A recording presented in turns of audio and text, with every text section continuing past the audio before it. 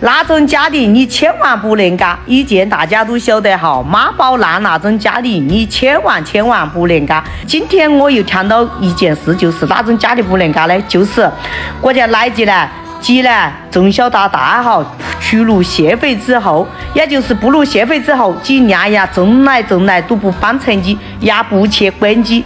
但我样个娘呀，就是比较自私，不爱自己个孩子，所以就不愿意帮衬啊，包括娶妻生子，包括创业，包括哪个反正是你娶到协会下来，哪个都是靠自己啊。大家就是这样认为，既连自己个孩子既都不爱，既还会爱你吗？既连自己个孩子都不爱，既不可能爱你，也不可能爱你个仔。所以以后你在这样个家庭中，你一切都要靠自己。